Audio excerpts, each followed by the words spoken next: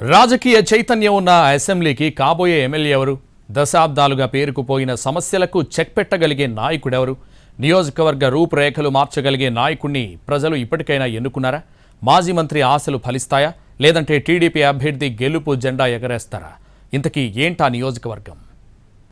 ఏలూరులో 2019 రిపీట్ అవుతుందా? బడేటి చంటి అసెంబ్లీలో అడుగు పెడతారా? మాజీ మంత్రి ఆళ్ల నాని 4 వేస్తారా? వైసీపీ ప్లస్లేంటి, టీడీపీ మైనస్లేంటి? ఏలూరు అసెంబ్లీ నియోజకవర్గం ఎన్నికల ఫలితాలు ఆసక్తికరంగా వస్తూ ఉంటాయి. బ్రిటిష్ కాలంలో ఉన్న వసతులే నేటికి ఉన్నాయి. పేరుకే కార్పొరేషన్ అయినప్పటికీ మౌలిక వసతుల కల్పన అంతంత మాత్రమే. మాజీ మంత్రి ఆళ్ల నాని వైసీపీ తరపున పోటీ చేస్తుంటే తెలుగుదేశం పార్టీ నుంచి బడేటి బుజ్జి తమ్ముడు రాధాకృష్ణ బరిలోకి దిగారు. సీనియర్ ఎమ్మెల్యే మాజీ మంత్రిగా ఆళ్ల నాని గెలుస్తారా, లేక టీడీపీ నుంచి తొలిసారి పోటీ చేస్తున్న బడేటి రాధాకృష్ణ విజయం సాధిస్తారన్నది ఉత్కంఠ రేపుతోంది. 2014 ఎన్నికల్లో టీడీపీ అభ్యర్థి బడేటి బుజ్జి 24,000 ఓట్ల మెజార్టీతో విజయం సాధించారు. 2019లో ఆళ్ల నాని 4,000 ఓట్లతో విక్టరీ కొట్టారు. కొంతకాలం క్రితం బడేటి బుజ్జి మృతి చెందడంతో ఆయన సోదరుడు బడేటి రాధాకృష్ణను బరిలోకి దించింది టీడీపీ. ఏలూరు నియోజకవర్గంలో 2,65,345 మంది ఓటర్లుంటే 1,65,132 మంది ఓటు హక్కు వినియోగించుకున్నారు. 70.17% పోలింగ్ నమోదైంది. 1,12,426 మంది పురుష ఓటర్లలో 79,724 మంది ఓటు వేశారు.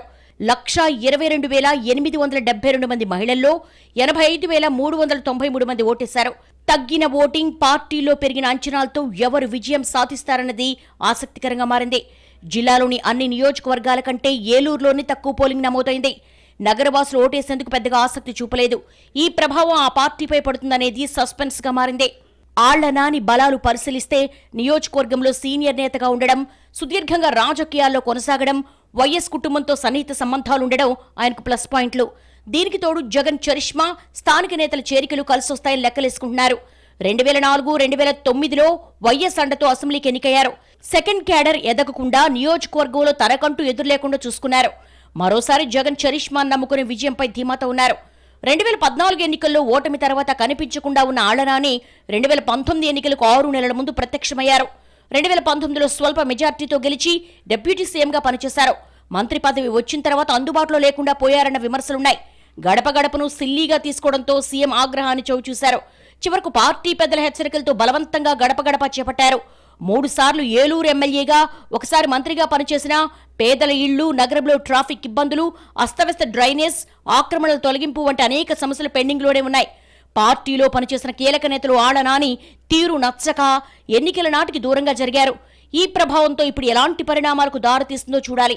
సంక్షేమ పథకాలు అమలు, అసంపూర్తి నిర్మాణాలు మినహా ఏలూరులో చెప్పుకోదగ్గ పనులేమీ జరగలేదు. కీలక సామాజిక వర్గాల నుంచి వ్యతిరేకత ఉండడం, జూన్ 4వ తేదీన జరగబోయే కౌంటింగ్లో ఎలాంటి రిజల్ట్ ఇస్తుందో చూడాలి. మాజీ ఎమ్మెల్యే బడేటి బుజ్జి వారసత్వానికి కొనసాగింపుగా బడేటి రాధాకృష్ణ టీడీపీలో కీ రోల్ ప్లే చేస్తున్నారు. పార్టీ కేడర్ చేజారకుండా చూసుకోవడంలో సక్సెస్ అయ్యారు. జనసేన నుంచి ఏలూరు అసెంబ్లీకి గట్టి పోటీ ఉన్నప్పటికీ కూటమి తరపున టీడీపీ అభ్యర్థిగా బరిలోకి దిగారు. జనసేన సీట్ ఆశించి భంగపడిన నేతలను బడేటి చంటి కలుపుకుని వెళ్లారు. కూటమి నేతల మధ్య విభేదాలు లేకుండా చూసుకున్నారు. దీనికి తోడు నియోజకవర్గంలో టీడీపీకి మంచి పట్టుండడం, కష్టకాలంలో సైతం పార్టీని అంటిపెట్టుకుని పనిచేసే కేడర్ చంటికి పెద్ద అడ్వాంటేజ్. ప్రభుత్వంపై సహజంగా ఉండే వ్యతిరేకత, జనసేన బీజేపీ కలిసి రావడం, వైసీపీలో కీలకంగా ఉన్న కేడర్ టీడీపీ వైపు చూడడంతో ఏలూరులో టీడీపీ బలపట్టానికి ప్రధాన కారణమయ్యాయి. జనసేన బీజేపీ ఓట్లు బదిలీ అయ్యాయా అన్న అనుమానాలు వెంటాడుతున్నాయి. పార్టీలో కొందరు నేతల చిల్లర చేష్టలు టీడీపీకి మైనస్గా మారాయి. మాజీ మంత్రి ఆళ్ల నానిపై వ్యతిరేకత ఉన్నా అదంతా టీడీపీకి అడ్వాంటేజ్ అవుతుందా లేదా అనేది అనుమానంగా మారేలా చేశారు. మాజీ మంత్రి, కొత్త అభ్యర్థి మధ్య జరిగిన బిగ్ ఫైట్ లో ఏం జరగబోతుందనేది జూన్ 4న తేలిపోనుంది. ఏలూరు ఎమ్మెల్యేగా ఎవరు ఎన్నిక కాబోతున్నారో సస్పెన్స్ కు తెరపడనుంది.